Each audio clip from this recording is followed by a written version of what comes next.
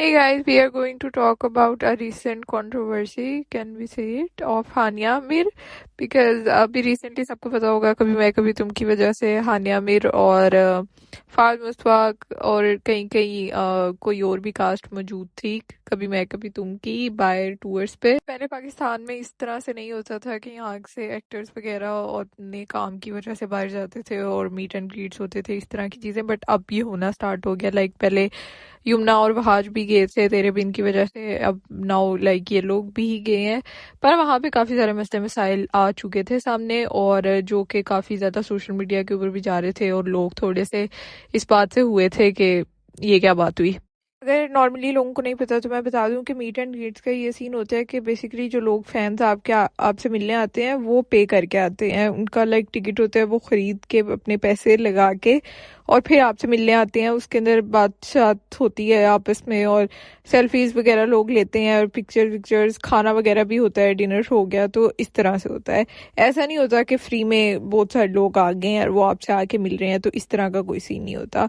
हुआ ये कि काफी सारी खबरें सामने आई और लोगों ने रिपोर्ट करना स्टार्ट किया कि हानिया आमिर और फाद मुस्तफा वहां से चले गए और फैंस बहुत अपसेट थे कि हम लोग पे करके आए हैं और हम लोगों को टाइम ही नहीं दिया और वहां से उठ के चले गए। तो फिर डीप डाउन जब सारी बातें पता चली तो ये चीज सामने आई कि हानिया और फाहद बहुत ज्यादा लेट आए थे। और लेट आने की कहीं ना कहीं एक जस्टिफिकेशन इंसान दे ही सकता है कि क्योंकि I mean they are stars ना, तो उनकी वजह से ही सब कुछ अरेंज हुआ है। तो पहले बाकी सब लोगों का आना जरूरी है ना। इतना ऑफ लगता है कि आपका जो स्टार है, जो भी सेलिब्रिटी है, वो आके बैठ जाए और अभी बाकी सारा हॉल फुल नहीं हुआ, लोग आए नहीं हुए और थोड़े से लोग आए हुए हैं, तो ऐसे तो नहीं होगा।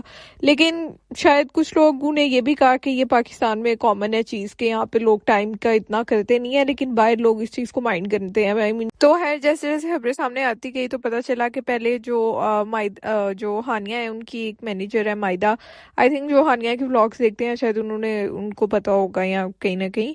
तो मायदा का कोई फड्डा हो गया था वहां पे ऑर्गेनाइजर्स वगैरह जो थे उनके साथ, और उस फड्डे के अंदर फिर हानिया भी कूद पड़ी थी और वो उसको प्रोटेक्ट करने के लिए आई थी और फाहद भी दरम्यान में कूद पड़े। तो इस तरह सबकी कोई खिचड़ी मच गई थी जिसकी वजह से वो वहां से चले गए और ये काफी मुझे बुरा लगा वैसे फैंस के लिए। वो बेचारे इतनी देर से आए तो एक तो इतना वेट किया और ऊपर से उनका कंप्लीट भी नहीं हो सका सारा।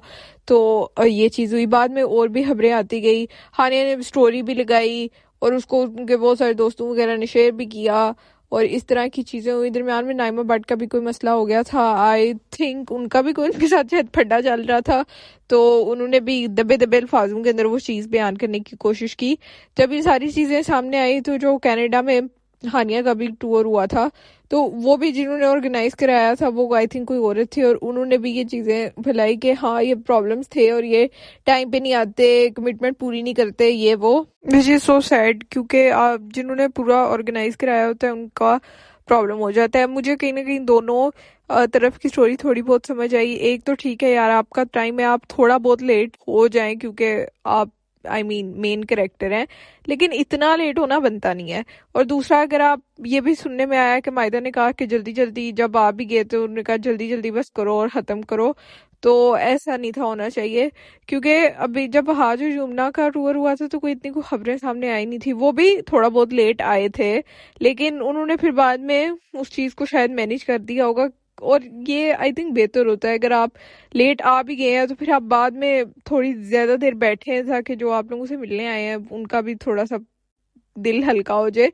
लेकिन ये तो कोई तरीका नहीं होता कि आप आए हैं और फिर उसके बाद आप फौरन चले भी गए हैं, एक तो ऊपर से आप आए भी लेट हैं। और बाकी हानिया वगैरह की तरफ से ये भी बयान आया कि उन्होंने काफी अब्यूजिव लैंग्वेज भी इस्तेमाल करना शुरू कर दी थी और चीजें काफी संगीन हो गई थी।